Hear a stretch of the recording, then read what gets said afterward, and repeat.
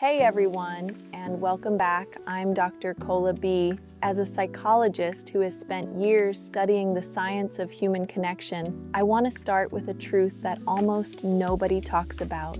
Avoidants don't respond to love the way most people do. In fact, the closer you try to get, the further away they may seem to drift. And if you've ever been in love with one, you know exactly how confusing and heartbreaking that can feel. Most of us think love is about leaning in, about reassurance, about showing affection. But for someone with an avoidant attachment style, that kind of closeness doesn't feel safe at first. It feels like pressure. It feels like a threat. Their entire nervous system is whispering, "Careful, don't get too close, you'll lose yourself." You can love them with all your heart, and on the surface, it might look like they don't even notice. But here's where it gets fascinating. When an avoidant actually feels safe, when they believe they are truly loved, everything changes. The walls start to crack. And the signs of love? They're not loud, they're not grand gestures, they are subtle, almost hidden. But those subtle shifts are more powerful than 1,000 "I love yous."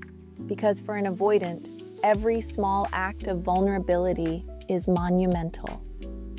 Dr. Kola B, main script. So, if you've ever wondered, how do I know if my avoidant partner really loves me? Stay with me, because I'm going to show you the exact quiet signals that reveal when an avoidant finally feels safe enough to let love in. Why this happens, a quick psychology 101. Before we dive into the signs, let's talk about what's really happening in their mind. Once you understand the why, their actions stop feeling so personal and start making a lot more sense. Here's the psychology in simple terms. We all develop an attachment style.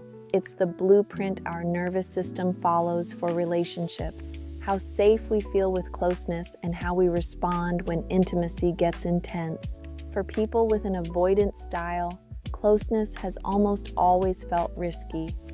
Usually, this goes back to early experiences where they learned they had to be self-sufficient, or that showing emotion led to disappointment, rejection, or feeling engulfed. So, they built a strategy. Don't need anyone, don't get too close, handle everything yourself. As an adult, that strategy becomes armor. But here's the catch. Armor doesn't just keep out pain, it keeps out love too. Think of it as a fortress. The walls are tall and thick. From the outside, it looks like they don't need anyone. But on the inside, there's a very human heart that craves connection but is terrified of being hurt. When you lean in with love, their nervous system panics and interprets closeness as danger. That's why they pull away. It's not a rejection of you. It's a fear-based rejection of closeness. It's not that you're too much, it's that their system is too full. But, and this is the hope, when love is consistent, patient, and safe, that fortress starts to crack. And they begin to show you the subtle signs that they're finally letting you in.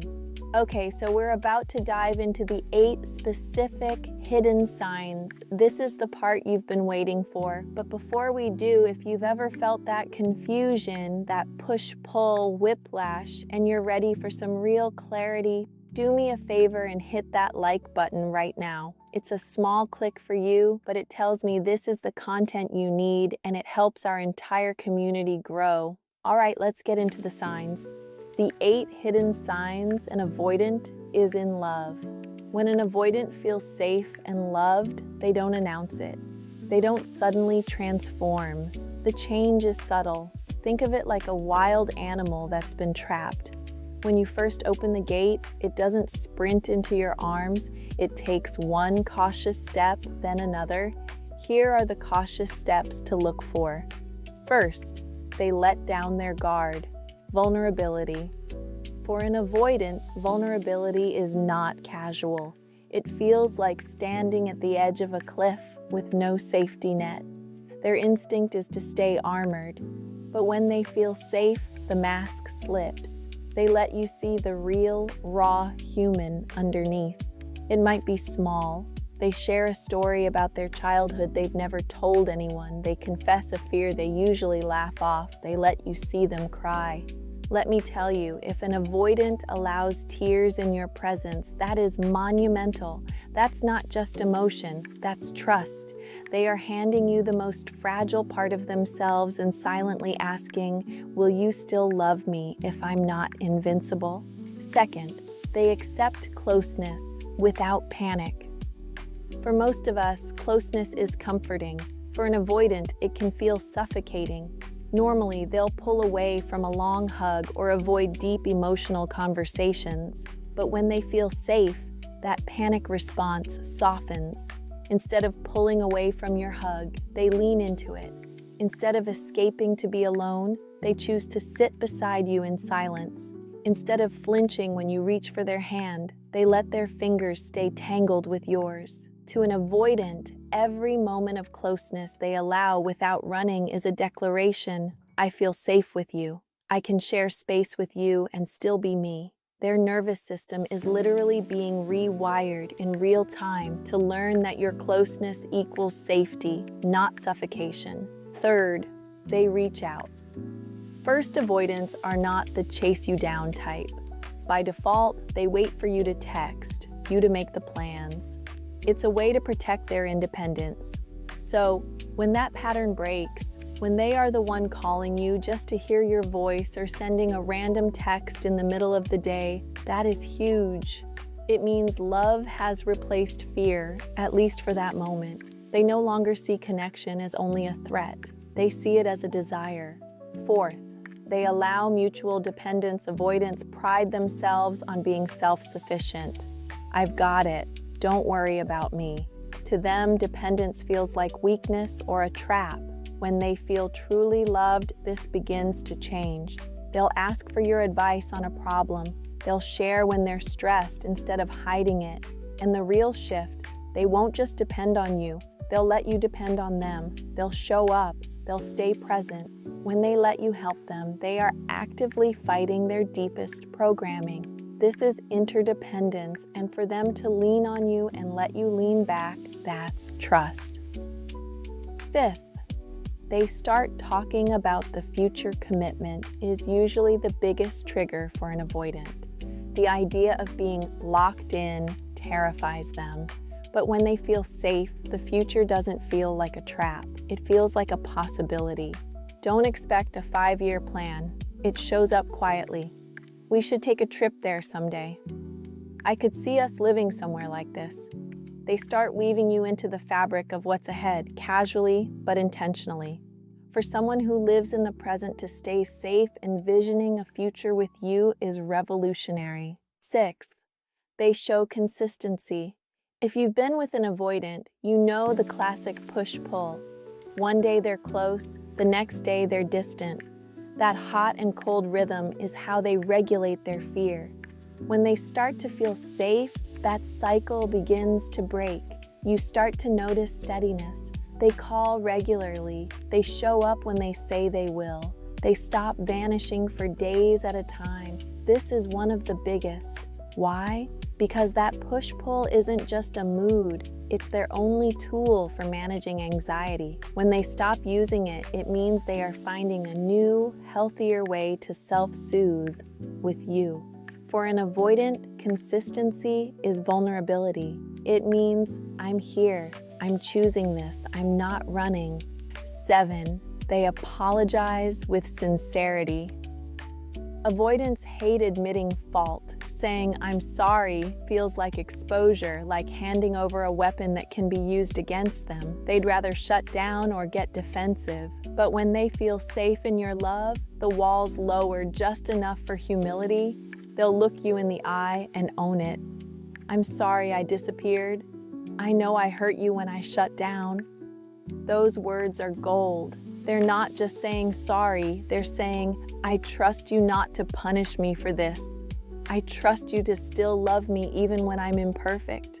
8, they stay through discomfort. Avoidants are runners. It's what they do best. When conflict shows up or emotions get intense, their instinct is to withdraw. But when they feel safe, they stop running. They'll still struggle. They may still need time to process.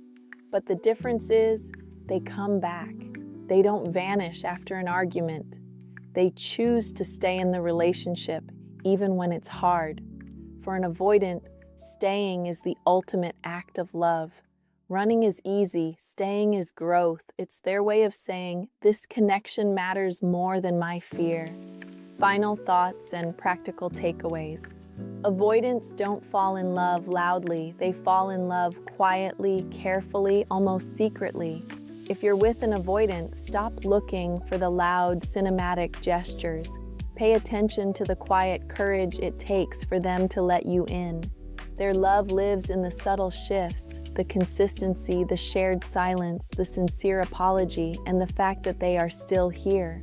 And if you're the avoidant watching this, hear me. You are not broken. You are not unlovable. You just learned to protect yourself. And the fact that you're still listening, still curious, that is proof of your capacity to love deeply. So, let's wrap this up. Insight without action doesn't change your life. If you are loving an avoidant, don't pressure. Give them space. That breathing room is what makes them feel safe enough to come closer. And when you see one of these small signs, celebrate it. Acknowledging their courage builds the trust they need. If you are the avoidant, start small. Practice letting someone in just a little at a time. Share one fear, ask for one piece of support, stay 5 minutes longer in the hard conversation. You don't have to rip down your walls overnight. Every brick you remove is an act of courage. The bottom line is, avoidants are not incapable of love. They just love differently. If this conversation gave you clarity, if you're sitting there thinking, wow, that's exactly what I've been experiencing, do me a favor and hit that like button. It makes a huge difference and helps more people find these answers. And if you haven't yet, subscribe.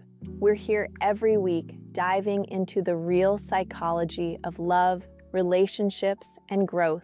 No fluff, just honest conversations to help you live and love better. Don't forget to hit that notification bell. Share this with someone who needs it. And let me leave you with this. Love doesn't always shout. Sometimes it whispers. And those whispers can be the most powerful proof of love you'll ever receive. I'll see you in the next one.